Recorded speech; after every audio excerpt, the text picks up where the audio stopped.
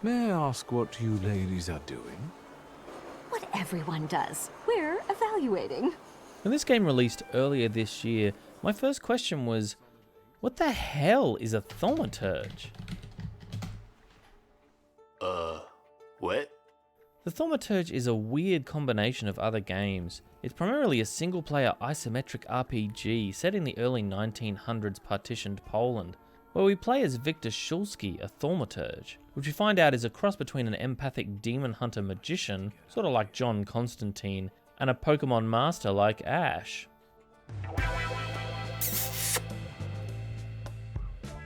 But it's also got a bit of point-and-click adventure to it, as well as the combat, which involves a turn-based card attack system. You got to admit, it's an original idea with a fever dream of ingredients. Pre-revolution Poland, Pokemon, point-and-click, and a magic card game? What the hell? So let's see if the game's story is closer to fun Andrei Sapkowski, or more along the lines of Comrade Ketamine. Skeleton of Lenin, I choose you! So the game opens with Victor in the middle of his search for a cure for a disease which I can only assume is some deadly mutant form of pink eye. You're not looking your best. Thank you. His sister Ligia gives us some background on Victor as she voices over a letter she's written to him. Apparently Victor's father is not very keen on the kind of itinerant miracle healers that he's been tracking down, but he's not aware of Victor's search at this point. We make our way to a remote village with a healer who turns out to be Rasputin. He does some hypnotherapy and cures Victor of his psychic pink eye, and we have a vision of a wild demon, or Saluta as they're called, who's been attracted by a villager with a flaw. It seems Saluters like to attach themselves to people with flaws like pride, greed, envy, and then tend to make life really difficult for the person and those around them. Thaumaturges excel at sensing emotions by touching objects like an empathic detective, then finding the flawed individual and exposing the Saluter. If you can successfully beat the Saluter in a turn-based fight, you exorcise the demon from the person, and you can add it to your menagerie of monsters that can in future fight for you.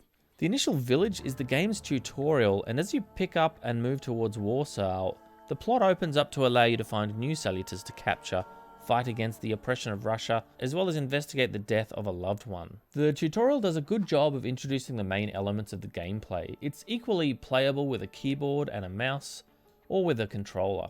Each city is divided into smaller suburbs that can be fast traveled between. Within these suburbs, you wander the streets looking for clues with right click or right trigger, which makes Victor click his fingers, emitting a psychic detective sonar that can both point the direction of your currently chosen objective or can lead you to clues nearby. Like all detective modes, I ended up overusing it, and it began to feel like I was in some weird Polish jazz video.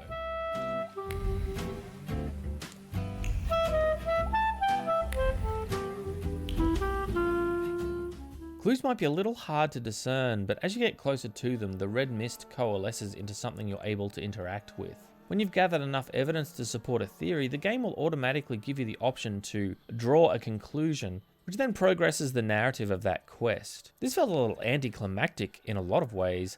I wanted a little more agency in forming my opinions, even if it meant I might get it wrong. But I guess this kind of gameplay mechanic could be a little bit of a nightmare to program. Also, I found the conclusion drawn to be wildly bloody obvious. Like in the initial village, this carriage driver won't take you to a destination because he's been working all day and wants to put his feet up. I've only just come back from the post office this morning. I'm not getting the horse going again. Back to the cemetery. It's not like anyone there is going to run away. Sounds pretty fair to me. In order to manipulate him into helping you, you have to trudge around the mud looking for clues that let you psychically detect that he's tired and needs a rest, which is exactly what he just said. So once you've deduced this overworked man is tired, you use demon power to suggest to him that he's not tired, and you can progress. Maybe you'll change your mind and drop me off at the cemetery after all. Well, on the other hand, this place isn't much more exciting than the cemetery.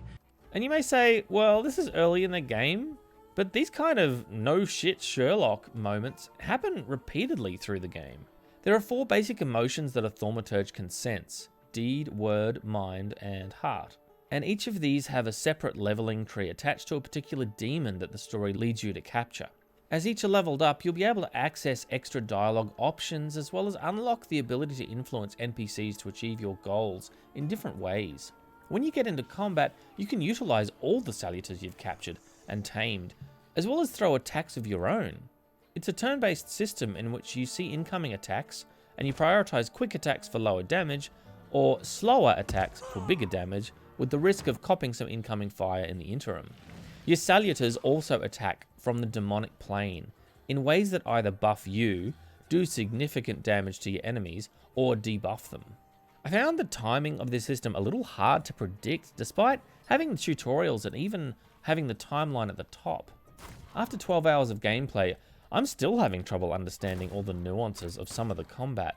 There didn't seem to be a clear way of determining which card represented a Victor attack, and which was a demon attack. Admittedly, I've become more familiar as I played, but I would have appreciated a little more tutorial in that area.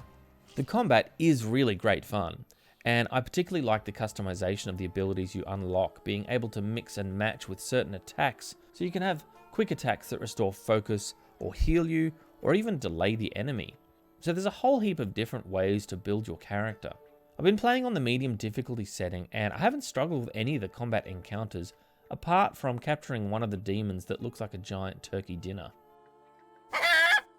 So if you're a deft hand at this kind of system, you might want to look at the harder difficulty settings. I can't complain too much about the settings or the graphics. It's a wonderful place to explore, and the weather effects, including snow and rain puddles, are really well executed. Some of the details, like these striations in the mud of the tutorial village, are so picture perfect. I've played on my main PC with an Nvidia 2070 Super, and also on my laptop that I've recently installed Linux Mint onto with an RTX 3060, and both have run really well. I have noticed some screen tearing infrequently in Linux that I didn't seem to experience in Windows, but that might be down to some settings on my end. The other thing I have noticed in Linux is that some of the loading screens just flat out don't work. Normally, when you load up, you'll see an animation, and in Windows it will look like this. But in Linux, you get this. So that's a bit weird. I really enjoyed the music throughout my play of the Thaumaturge. There's a good mix of eerie vocal work and chanting, creating a mysterious atmosphere, and also dark, tense Slavic tunes during combat.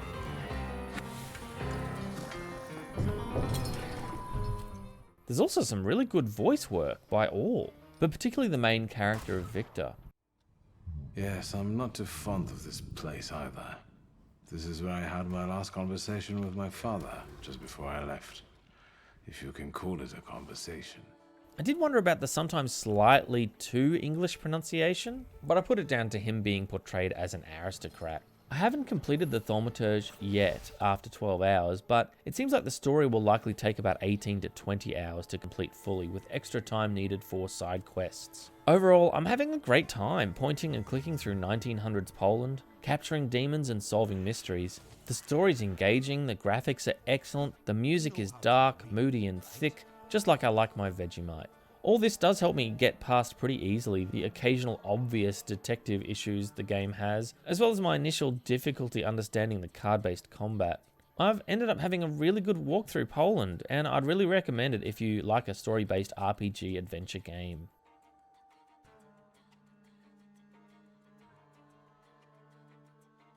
A solid 8.